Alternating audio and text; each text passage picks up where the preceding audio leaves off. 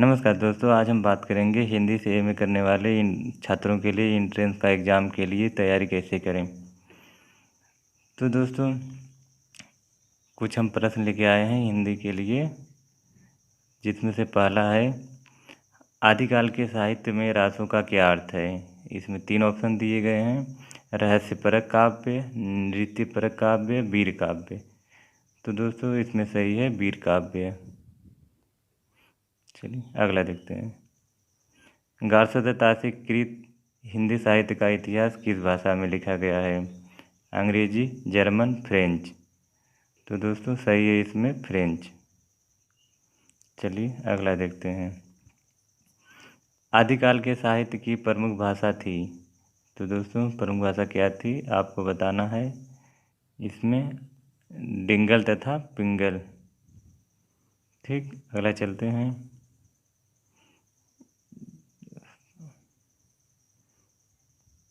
रामचंद्र शुक्ल ने किस साहित्य को सांप्रदायिक शिक्षा मात्र कहकर वीर गाथा काल में नहीं सम्मिलित किया, किंतु हजारी प्रसाद द्विवेदी ने उन्हें आदिकाल के अंतर्गत स्वीकार किया। किसमें किया? 3 ऑप्शंस हैं, सिद्ध साहित्य, जैन साहित्य।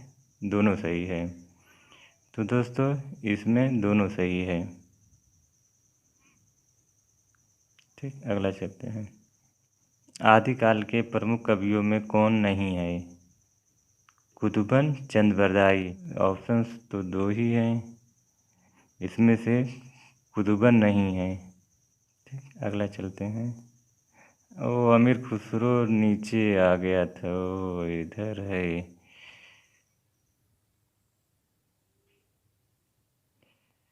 चलिए अगला देखते हैं। किस विद्वान ने पृथ्वीराज रासो को अप्रमाणिक काव्य ग्रंथ माना है? मोहनलाल, रामचंद्र शुक्ल, डॉक्टर दशरथ शर्मा। तो दोस्तों इसमें रामचंद्र शुक्ल ने माना है। चलिए अगला देखते हैं। आदिकाल के समकालीन कौन सी युगीन प्रस्तुति नहीं थी? राजपूत राजाओं में परस्पर युद्ध, इस्लाम धर्म का विकास, समाज में विभिन्न कलाओं का विकास। तो दोस्तों इसमें सही है समाज में विभिन्न कलाओं का विकास। अगला देखते हैं। अब्दुल रहमान कृत संदेश रासक किस प्रकार का काव्य है? वीर प्रधान संदेश काव्य, वीर काव्य, श्रृंगार परक काव्य। तो दोस्तों इसमें सही है विरह प्रधान संदेश काव्य। हिंदी साहित्य का सर्वप्रथम सुव्यवस्थित इतिहास लिखने का श्रेय किसको है? श्याम सुंदर दास, रामचंद्र शुक्ल, हजारी प्रसाद द्विवेदी। तो दोस्तों इसमें सही है रामचंद्र शुक्ल। ठीक, अगला चलते हैं। रामचंद्र शुक्ल ने वीरगाथा काल में किस साहित्य को सम्मिलित नहीं किया है? रासो साहित्य, नाथ साहित्य। दोनों सही है, दोनों को। तो दोस्तों इसमें सही है दोनों को नहीं किया है। अगला देखते हैं। आधुनिक हिंदी साहित्य को रामचंद्र शुक्ल ने किस काल में रखा है? आधुनिक काल, गद्य काल, नूतन काल।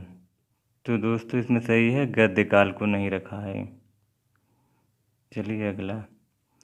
मित्र बंधु है, मिश्र बंधु गलत लिखा गया। मिश्र बंधु 3 भाइयों का संयुक्त नाम है। इसमें से कौन मिश्र बंधु में नहीं आता?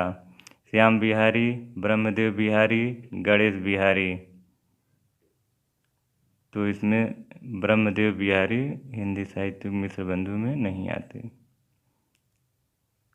चलिए अगला देखते हैं। चंद बरदाई किस राजा के दरबारी कवि थे? राजा पृथ्वीराज, राजा जय सिंह, महाराजा शिवाजी। तो दोस्तों राजा पृथ्वीराज के दरबारी कवि थे, सब जानते हैं। साहित्य प्रत्येक देश की जनता की चित्रवृत्ति को संचित प्रतिबिंब है, यह कथन किस लेखक का है? रामचंद्र शुक्ल, हजारी प्रसाद द्विवेदी, डॉक्टर नगेंद्र। तो दोस्तों रामचंद्र शुक्ल का है ये।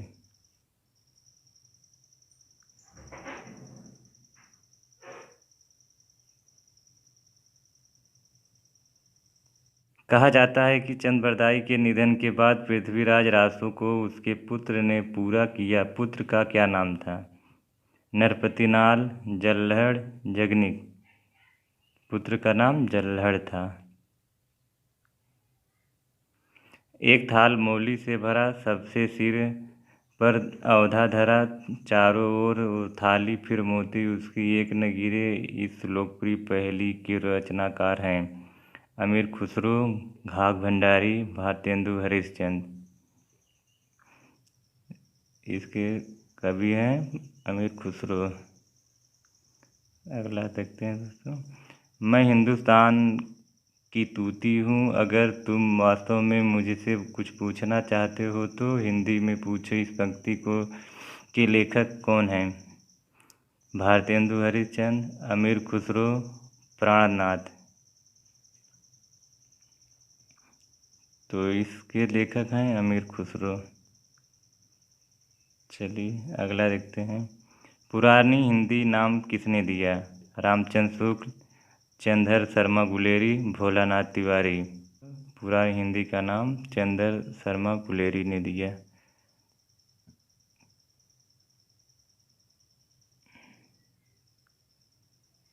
मैथिल कोकिल के नाम से कौन सा कवि प्रसिद्ध है? कीर्तिदास, धर्मपाल, विद्यापति। तो दोस्तों मैथिल कोकिल के नाम से प्रसिद्ध कवि विद्यापति। चलिए अगला देखते हैं। रासो काव्य का प्रधान रस वीर है, दूसरा मुख्य रस कौन सा है? शांत, श्रृंगार, रौद्र। श्रृंगार रस है। कौन सा रासो ग्रंथ उत्तर भारत में आल्हा खंड के नाम से लोकप्रिय रहा है? पृथ्वीराज रासो, परमाल रासो, विजय पाल रासो। तो इसमें सही है परमाल रासो।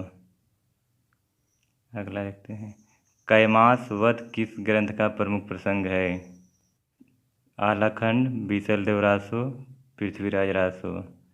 दोस्तों पृथ्वीराज रासो का है। अगला अपभ्रंश का वाल्मीकि किसे माना गया है? पुष्पदंत, धनपाल, स्वयंभू। स्वयंभू को अपभ्रंश का वाल्मीकि माना गया है।